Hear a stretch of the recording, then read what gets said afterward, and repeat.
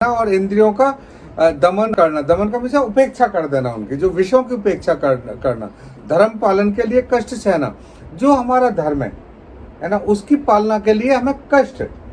धर्म तो हमारे बहुत है ना, हर धर्म अपना है ना सेवा मांगता है, हर धर्म है ना परोपकार चाहता है, सेवा मांगता है। हर धर्म देखो, बेटे का धर्म है ना, माँ का धर्म है ना, या पति का धर्म है, या पत्नी का धर्म है, या सास का धर्म है, या ससुर का धर्म है।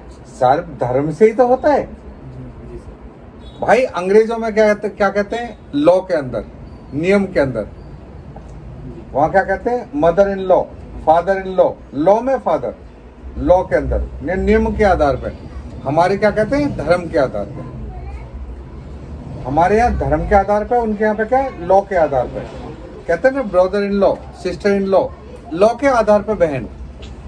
हमारे यहाँ क्या होता है, धर्म के आधार पर। तो धर्म क्यों कहा, धर्म क्या मांगता है, धर्म मांगता है सेवा। तो धर्म पालन के लिए कष्ट सहना, यानी कि जब आप सेवा करेंगे तो कष्ट तो सहना पड़ेगा ना।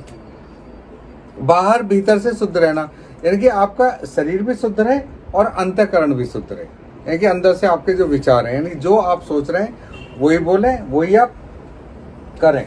तो इसे बोलते हैं सत्य का पालन करना। और सत्य क्या है, प्रकृति का नियम, सत्य प्रकृति का लॉ। दूसरों के अपराधों को क्षमा करना, यानी कि जो और लोग हैं ना, देखो हमसे अगर कहीं कोई गलती हो जाए तो हमें तुरंत क्षमा मांग लेना चाहिए।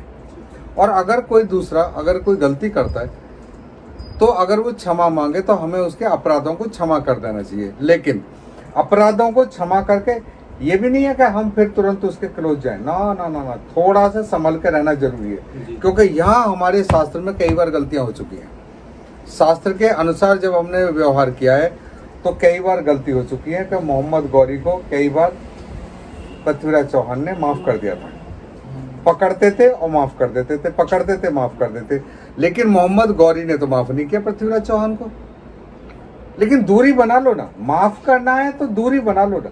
कोई अगर आपको छेड़ रहा है, कोई परेशानी कर रहा है, कोई गालियां दे रहा है, तो उसे ठीक है हमने माफ कर दिया, लेकिन उसे दूरी बनाओ। क्योंकि वो दुष्ट आत्मा है। जिससे भाई आप पहचानो पहले वो आगे वाली आत्मा कौन सी है, राक्षस है, दुष्ट है, सात्विक है, या नॉर्मल इंसान है। ऐसा नहीं, हमें एक ही श्लोक के ऊपर जीवन नहीं जीना। वो उस चीज को बड़ी गहराई से पढ़ा रहे हैं, उसे ध्यान से पढ़ो। वो कहते हैं पहले आपको पढ़ाया है कि वो कौन से सात्विक है, तामसिक है, राजसिक है। पहले उनको पहचानो ना वो कौन है, उसके हिसाब से फैसला करो ना फिर। तो वो कहते हैं अगर वो कोई अपराध भी कर रहा है तो उसे हम क्षमा कर देंगे एक बार। मन, इंद्रिय और शरीर को सरल रखना, यानी कि अपने मन को और अपनी इंद्रियों को और शरीर को बिल्कुल हल्का सरल। भाई टेंशन फ्री जिंदगी, क्योंकि जिंदगी जो जीने आए हो ना, अगर आप टेंशन में जियोगे तो 500 साल की अगर आपको जिंदगी दे दी तो क्या करोगे उस जिंदगी का। अगर आपको जीना है तो एक दिन जियो ना, एक घड़ी जियो ना, उस वक्त को जियो ना जहाँ बैठे हुए। जो काम कर रहे हो उसे जियो ना, नहा रहे हो तो उसे एहसास लो ना, खाना खा रहे हो उसका एहसास लो ना। भाई पिता के साथ बैठे हो तो उसके साथ में मन से बैठो ना, भाई के पास बैठो तो उसके साथ मन से बैठो ना, पत्नी के साथ बैठो तो मन से बैठो ना, पति के साथ बैठो तो मन से बैठो ना। जो समय है उसे आप उसमें क्या करना है, उसे एंजॉय करना है। क्योंकि जो करना है वो आज कर लो ना। वो कहेंगे हम तो कल कर लेंगे, परसों कर लेंगे। भाई युधिष्ठिर और भीम की एक वो चल रही थी, जहां पर अपनी मीटिंग चल रही थी, वहां सभी पांडव बैठे हुए थे और भी थे। तो युधिष्ठिर बोले कि ऐसा कल, अब विषय आगे का विषय कल रखेंगे। तो जब ये है ना, ये अपने भीम बोले कि वाह भैया आप भी विषय को कल रखेंगे, यानी कि आपको पता है कि कल कभी नहीं आता। मैं कल आऊंगा या परसों तक आ जाऊंगा। भगवान कृष्ण तो आज तक नहीं पहुंचे वहां। वो भी तो कह के गए थे, क्या कह के गए थे, आ जाऊंगा, अभी कल आ जाऊंगा, परसों आ जाऊंगा। उसके बाद दोबारा तो नहीं आए द्वारका से। तो कल कभी नहीं आता ना, कल कभी नहीं आता। जो जीना है वो आज में जी लो, अभी में जी लो, इसी घड़ी में जी लो। जो जीवन बिताना है इसी पल में बिता लो। पल का मतलब क्या होता है, पल का मतलब होता है जितनी देर में हम पलक झपकते हैं उसे हम बोलते हैं पल। पल में जी लो, अपने जीवन को जियो ना। तो वो कह रहे हैं शरीर सरल रखना, वेद शास्त्र ईश्वर परलोक आदि में श्रद्धा रखना। श्रद्धा किस में रखना है, हमें अपने शास्त्रों के अंदर, ईश्वर के अंदर परम श्रद्धा, परम पावर, परम श्रद्धा उसके अंदर। सबसे बड़ी श्रद्धा किसमें? ईश्वर के अंदर, क्योंकि वो सुप्रीम पावर है, वो हमेशा आपके साथ रहेगा।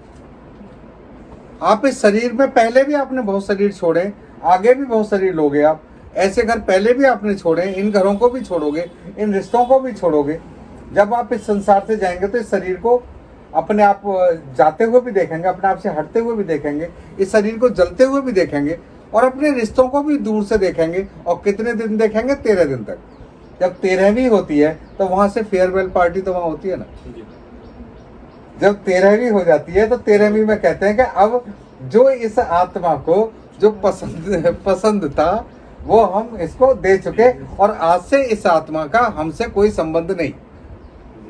और जो तुम्हारा बहुत क्लोज होता है, जो करीबी होता है, वो आपके सिर को तोड़ता है ना भाई। जब है ना दाह संस्कार होता है तो एक बांस का डंडा होता है, और जो करीबी होता है तो पंडित जी उसे बोलते हैं कपाल क्रिया।